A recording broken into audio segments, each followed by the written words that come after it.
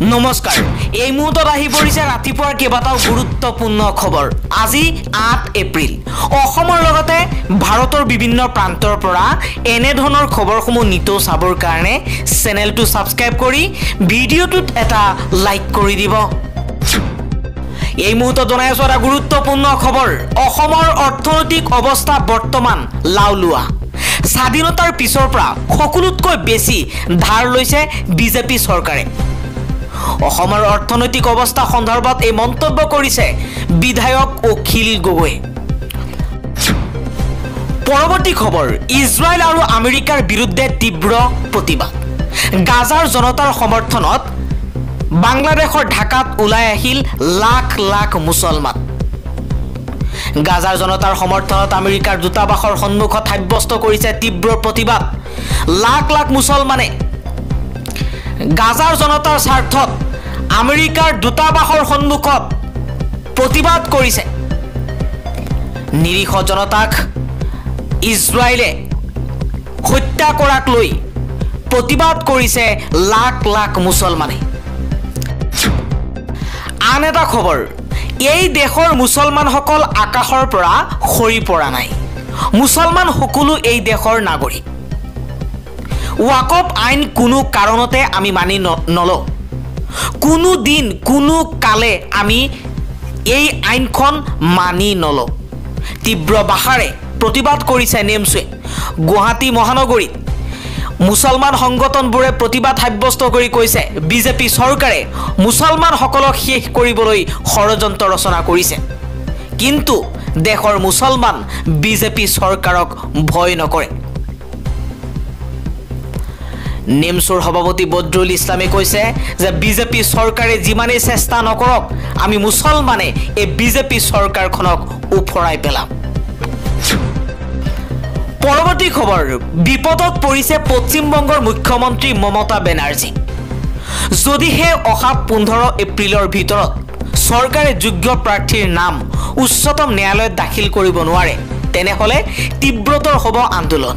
পশ্চিম বংগত 26,000 শিক্ষক শিক্ষয়িত্ৰীৰ চাকৰি কৰ্তনৰ বাবে উচ্চতম ন্যায়ালয়ে দিয়া নিৰ্দেশক লৈ এইদৰে সৰব হৈ পৰিছে বিৰোধী বিজেপি ডেডলাইন পাৰ হলেই সচিবালয় ঘেৰাও কৰাৰ হুংকাৰ দিছে পশ্চিম বংগৰ বিৰোধী বিজেপিয়ে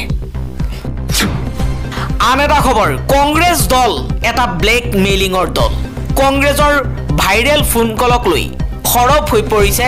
বিজেপিৰ বিধায়ক জিতু গোস্বামীয়ে কৈছে কংগ্ৰেছ দলে সদায় ব্লেক মেইলিং কৰে আগৰে পৰাই কংগ্ৰেছ দলৰ এই চৰিত্ৰ আমি লক্ষ্য কৰি আছো কংগ্ৰেছ দলক লৈ এইদৰে প্ৰতিক্ৰিয়া ব্যক্ত কৰিছে বিধায়ক জিতু গোস্বামীয়ে আন এটা খবৰ বিজেপি চৰকাৰে চামুচেৰে দি বেলচা মাৰি লৈছে বহাগ বিহুৰ উপহাৰ দিলে আমাৰ হিমন্ত মামাই গেছৰ চিলিণ্ডাৰত বঢ়ালে 50 টকা পেট্ৰল ডিজেলতো শুল্ক বঢ়ালে 2 টকাকৈ গামুচা দি গেছৰ চিলিণ্ডাৰৰ দাম বৃদ্ধি কৰিলে ইয়াকেই কয় চামুচেৰে দি বেলচা মাৰি নিয়া নীতি আমিনো আৰু কি কম এপিচিচিৰ মিডিয়া বিভাগৰ অধ্যক্ষ বেদব্ৰত বৰাই এই প্ৰতিক্ৰিয়া ব্যক্ত কৰিছে বিজেপি চৰকাৰে চৰকাৰী কৰ্মচাৰীসকলক বিনামূলীয়াকৈ গামুচা দিছে তাৰ পৰিৱৰ্তে গেছৰ চিলিণ্ডাৰত 50 টকাকৈ বঢ়ালে আৰু ডিজেলতো শুল্ক হিচাপে 2 টকাকৈ বৃদ্ধি কৰিলে আন এটা খবৰ মহবুবুল হক আৰু সাংবাদিক দিলৱাৰ হুছেইন মজুমদাৰৰ নাম লৈ সমগ্ৰ অসমৰ মুছলমানক আক্ৰমণ কৰিছে বিজেপিয়ে ধুবুৰীত আজমলৰ পৰাজয়ৰ পাছত বিজেপিয়ে ল'ব লগা হৈছে নতুন কৌশল বিধায়ক অখিল গগৈয়ে এই মন্তব্য কৰিছে বিজেপিৰ বিৰুদ্ধে অখিল গগৈয়ে কৈছে বিজেপিয়ে এতিয়া আজমলৰ নাম নলয় আজমল এতিয়া পৰাস্ত হৈছে যাৰ বাবে মহবুবুল হক আৰু সাংবাদিক দিলৱাৰ হুছেইনৰ নামক লৈ 2026 চনৰ নিৰ্বাচন পাৰ কৰিব বিচাৰিছে কিন্তু হিমন্ত বিশ্ব শৰ্মাৰ এই নতুন সাম্প্ৰদায়িক ৰাজনীতি অসমৰ জনতাই বুজি পাইছে অখিল গগৈয়ে লগতে কৈছে যে হিমন্ত বিশ্ব শৰ্মাৰ চৰকাৰখনক আমি ব্ৰহ্মপুত্ৰত পেলাম আন এটা খবৰ বিজেপি চৰকাৰে দেশৰ দৰিদ্ৰ জনতাৰ সৈতে অন্যায় কৰিছে কংগ্ৰেছে সকলো জাতি জনগোষ্ঠীক কাষত লৈ আগবাঢ়ি যাব বিচাৰে সংবিধান হাতত লৈ কংগ্ৰেছ নেতা ৰাহুল গান্ধীয়ে এই উদাত্ত ভাষণ দিয়া পৰিলক্ষিত হৈছে দুদিনীয়া ভ্ৰমণসূচীৰে বিহাৰত কংগ্ৰেছ নেতা ৰাহুল গান্ধীয়ে বিজেপি চৰকাৰক সমালোচনা কৰিছে ৰাহুল গান্ধীয়ে কৈছে বিজেপিৰ উদ্দেশ্য হৈছে সংবিধান সলনি কৰা বিজেপিৰ উদ্দেশ্য হৈছে সংখ্যালঘুক শেষ কৰা আৰু আমাৰ উদ্দেশ্য হৈছে আমি সকলো জাতি জনগোষ্ঠীক লৈ আগবাঢ়ি যোৱা পৰৱৰ্তী খবৰ দশম শ্ৰেণীৰ শিক্ষাৰ্থীসকলৰ বাবে এক ভাল খবৰ দিলে হিমন্ত বিশ্ব শৰ্মাৰ চৰকাৰে অসম চৰকাৰে এতিয়াৰ পৰা দশম শ্ৰেণীৰ প্ৰতিগৰাকী শিক্ষাৰ্থীক প্ৰতিমাহে ৩০০ টকাকৈ আৰ্থিক সাহায্য প্ৰদান কৰিব মুখ্যমন্ত্ৰী হিমন্ত বিশ্ব শৰ্মাৰ চৰকাৰে ভাল পদক্ষেপ গ্ৰহণ কৰিছে অসমৰ দশম শ্ৰেণীৰ শিক্ষাৰ্থীসকলক লৈ অসম চৰকাৰে এতিয়া দশম শ্ৰেণীৰ প্ৰতিগৰাকী শিক্ষাৰ্থীক প্ৰতিমাহে ৩০০ টকাকৈ আৰ্থিক সাহায্য প্ৰদান কৰিব আন এটা খবৰ বিপদত পৰিছে আমেৰিকাৰ ৰাষ্ট্ৰপতি ডোনাল্ড ট্ৰাম্পৰ শাসনৰ বিৰুদ্ধে জনতাৰ হুংকাৰ হেণ্ডছ অফ আন্দোলনে জোকাৰিছে সমগ্ৰ আমেৰিকা 4 মাহ আগতে ডোনাল্ড ট্ৰাম্পে দ্বিতীয়টো কাৰ্যকালৰ বাবে আমেৰিকাৰ ৰাষ্ট্ৰপতি হিচাপে দায়িত্বভাৰ গ্ৰহণ কৰিছিল কিন্তু এই সময়ছোৱাৰ ভিতৰতে তেওঁৰ নীতি আৰু উপদেষ্টা ইলন মাস্কৰ কাৰ্যকলাপৰ বিৰুদ্ধে ৰাজপথত নামি পৰিছে আমেৰিকাৰ সচেতন জনতা